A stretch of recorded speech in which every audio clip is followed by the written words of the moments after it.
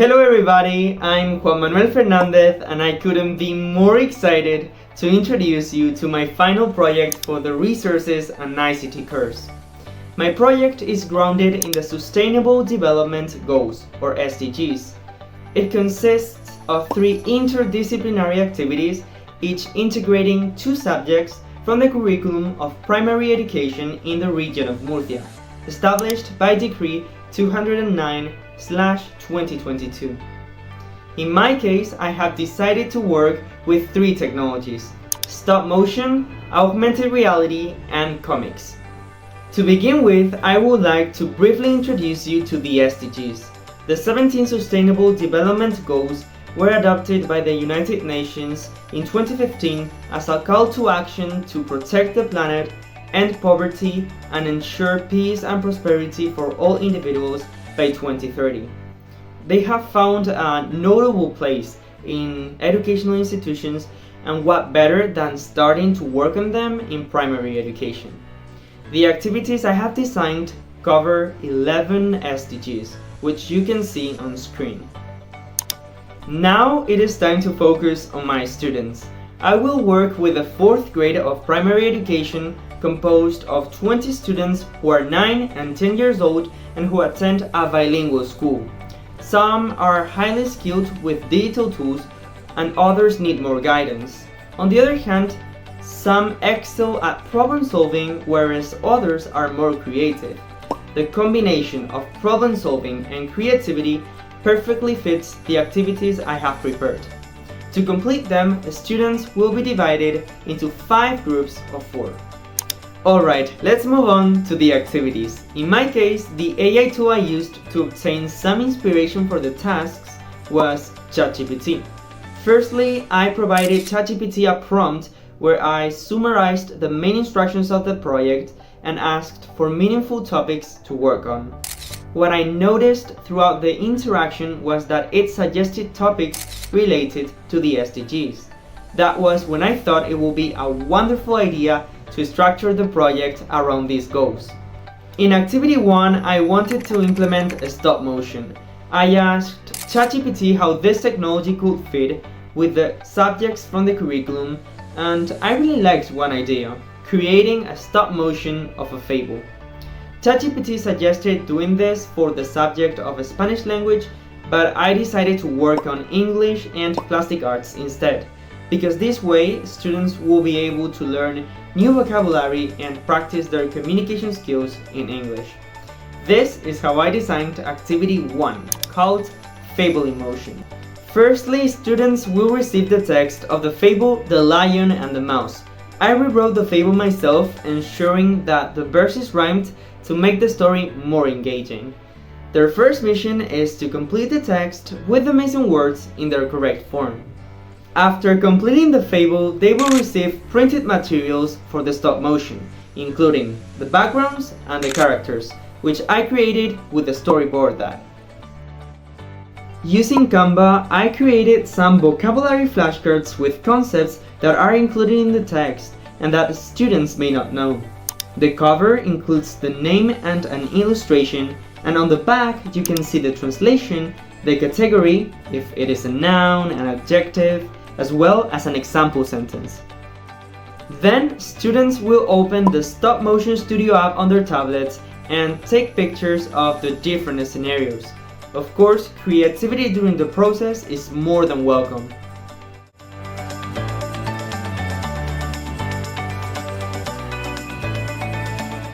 After taking the pictures, the idea is that children narrate the fable using the voiceover option of Stop Motion Studio. The app also allows users to adjust the timing of each frame and to add effects. The last step will be to present the fable to the rest of the class. This activity is strongly aligned with 2 SDGs. SDG 10, Reduced Inequalities, as the fable emphasizes that everyone matters and that everyone can make big changes, and SDG 16, Peace, Justice, and Strong Institutions, as the fable reinforces empathy, kindness, and cooperation. On screen, you can see the ACAT, Activity-Centered Analysis and Design, of this specific task, of Task 1. Following the curriculum, these are the specific learning goals involved in Activity 1. Moreover, on screen, you can see the key competencies targeted. ChatGPT supported the design of the assessment rubrics to evaluate my students' work. In this case, it offered me a rubric with 4 levels of performance and 7 criteria. I reduced the levels of performance to 3, excellent, good, and needs improvement, and simplified the criteria to 4, script and language use, creativity and expression, use of the app, and teamwork and collaboration. To explain the added value of the digital tools, I will use the PICRAT framework. A stop-motion studio adds value by shifting students' role to creative and by allowing a transformative use of technology. Here, children are not only reading a fable, but also representing it visually and creatively in a way that wouldn't be possible with traditional methods. I've been requested to evaluate the digital tools I chose using the rubric for e-learning tool evaluation. I will focus on the category of privacy, data protection, and rights. Concerning the sign-up, sign-in criterion, Stop Motion Studio doesn't ask the user to enter an email address or create an account. With respect to data privacy and ownership, the user can keep the project private. When it comes to archiving, saving, and exporting data, projects can be exported in formats such as MP4, GIF, and JPG. Also, they can be shared via email, social media platforms, cloud services, and others.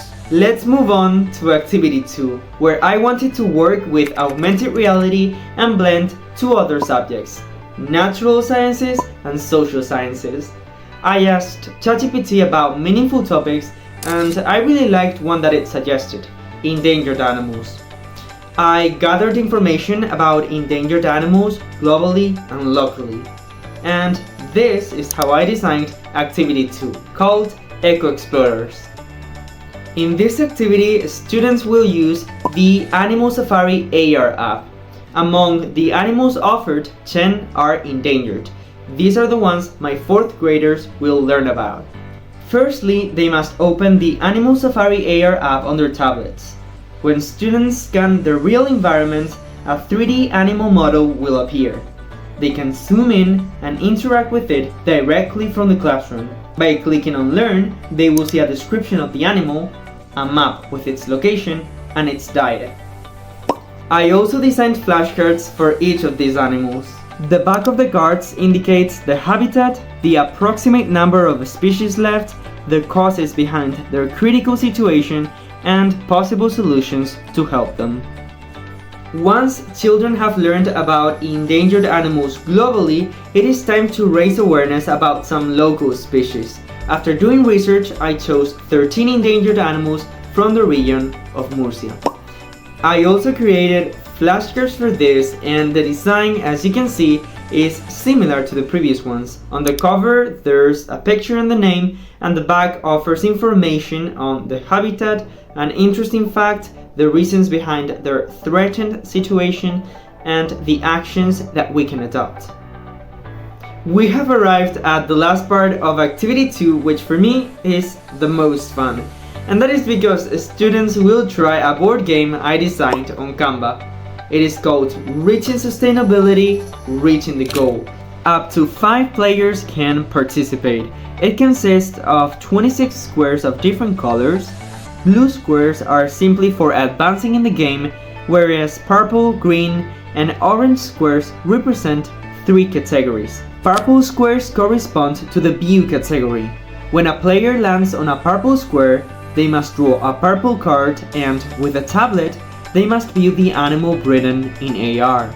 To do so, they must search for the animal on Google and click on the View in AR option. Green squares represent the answer category. When someone lands on a green square, they must answer a multiple choice question about sustainability and the endangered animals they have learned about. To do so, another student draws a green card and reads the question to the classmate. The correct answers include a tick. It is important to note that the flashcards designed will not be part of the game because my objective with the answer category is to test a student's knowledge. On the other hand, orange squares correspond to the reflect category. Some orange cards include real-life problems involving children in problem-based learning. Cindy Mello Silver stated, "Problem-based learning helps students develop flexible knowledge, effective problem-solving skills, self-directed learning, effective collaboration skills, and intrinsic motivation." Coming back to the game, each player has a token of a color. All participants roll a dice and the one with the highest number begins. After a card is drawn, it is placed in a discard pile. Who first reaches the end circle wins. This activity addresses the following SDGs.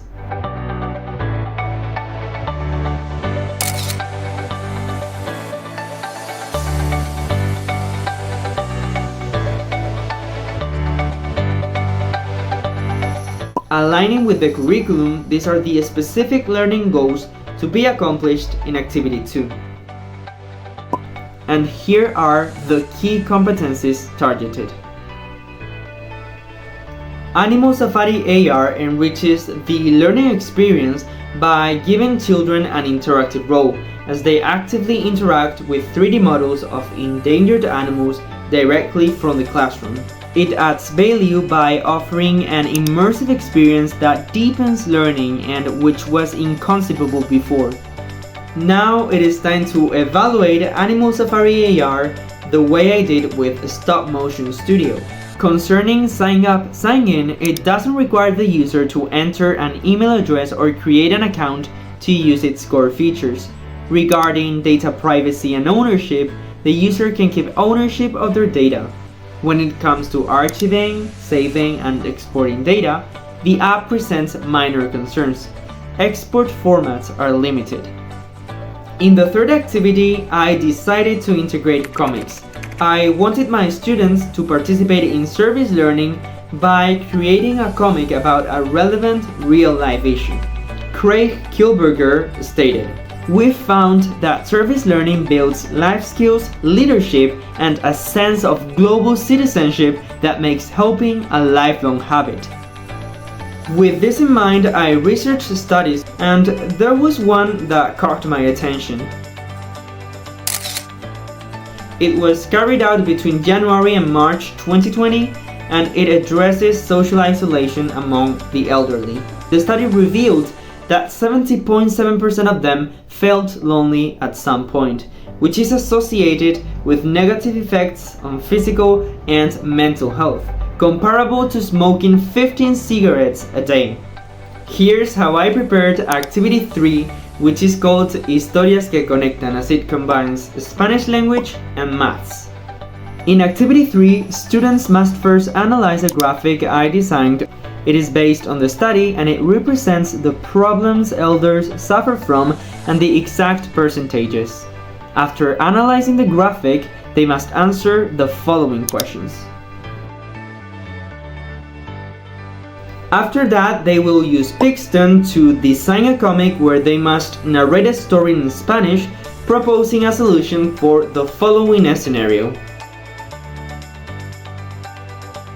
Pixton allows users to choose among backgrounds, objects, text designs, customize their characters' features, and select the specific actions they want them to perform. I have chosen Pixton because of its kid-friendly interface and intuitiveness. On screen, you can see an example comic I designed about the topic. For a more detailed view, it will be added to the transcription. Activity 3 is aligned with 5 SDGs. SDG 3, Good Health and Well-being, SDG 4, Quality Education, SDG 10, Reduced Inequality, SDG 11, Sustainable Cities and Communities, and SDG 16, Peace, Justice, and Strong Institutions.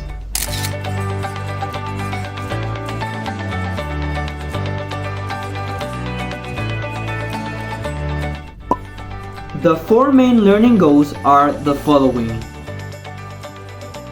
And here are the key competencies targeted. The assessment rubric I designed to evaluate my students' comics consists of 5 criteria and 3 categories, as you can see on the screen. Pixton encourages children to take on a creative role and represents a transformative use of technology, helping them visually communicate complex ideas like social isolation in a way not supported by traditional talking or writing. Regarding sign up, signing, Pixton aligns best with the minor concerns indicator. It allows teachers to create and manage student accounts, and it adheres to privacy laws such as FERPA. For data privacy and ownership, it fits the works well indicator, as users keep ownership of their work and can decide to share it or not. For archiving, saving, and exporting data, Pixton fits best with the works well indicator, as it allows users to easily save, export, and share their creations.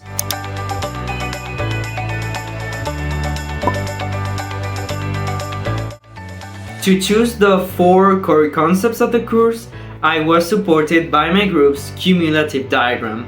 The 2 concepts related to conceptual and theoretical knowledge that I found most important were data literacy and PICRAT.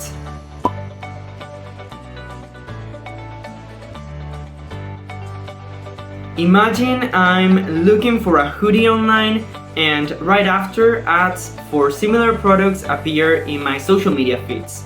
Understanding how my data is tracked online makes me more aware of my privacy and browsing settings.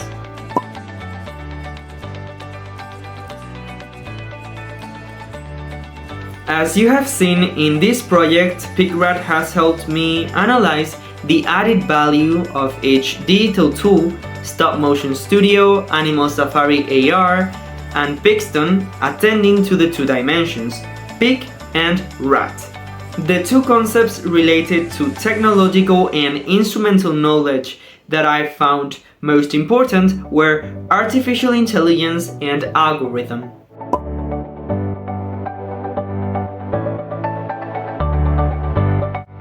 Many of the tools in my PLE use AI, including Grammarly. Thanks to AI, Grammarly helps me improve my writing by providing instant feedback, and believe me, it has helped me a lot.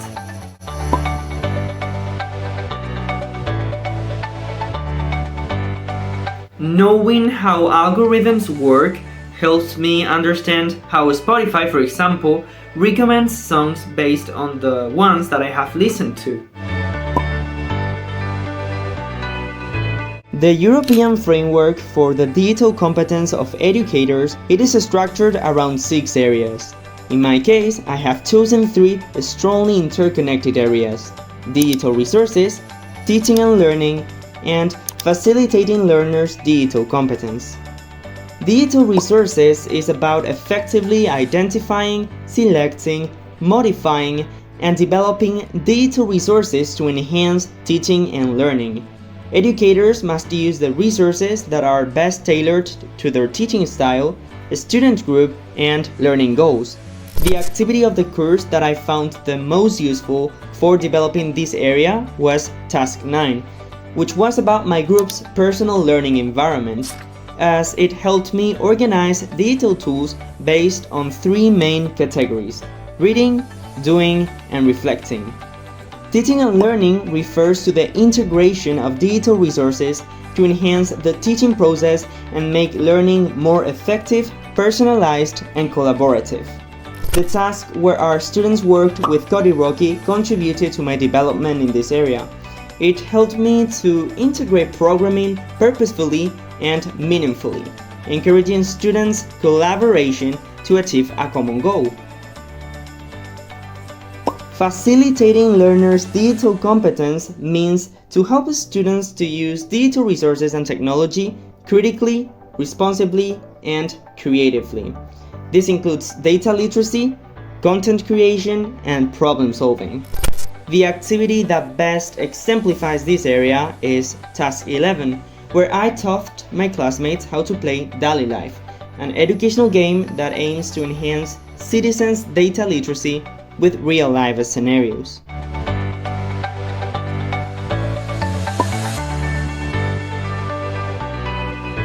I have made every effort to make this project fun and above all meaningful. It is an interdisciplinary project that meaningfully integrates different subjects, going beyond traditional single subject tasks.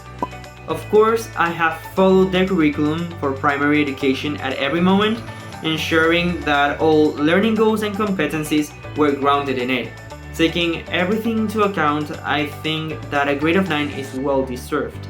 Not only because of the project itself, which I am very proud of, but also because of the dedication I brought to each task during the course. For me, the analyst was the most challenging role. The first reason is that it requires you to be objective when grading group members, which I'm not saying is bad, but it implies you to go beyond emotional and personal connections. The second reason, and it is mostly because of this reason, is that it took me significantly more time than other roles because you are asked to draw a general conclusion of the task you've been working on. During the creative process, I asked ChatGPT about topics for activities 1 and 2. For task 1, I already knew I would use Stop Motion Studio. However, for tasks 2 and 3, I wanted to know more about tools to work with augmented reality and comics, respectively. Therefore, I asked the AI about the most suitable tools to implement these technologies. After critically analyzing the options suggested, I chose Animal Safari AR and Pixton, which have been incorporated into my PLE.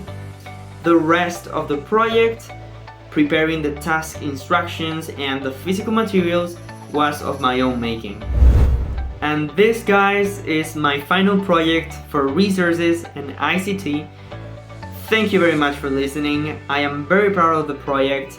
I have put all my effort into it, and I just wanted to create something meaningful and connected to the everyday life of 4th graders. And this is my proposal. Thank you very much for listening to me. I appreciate it.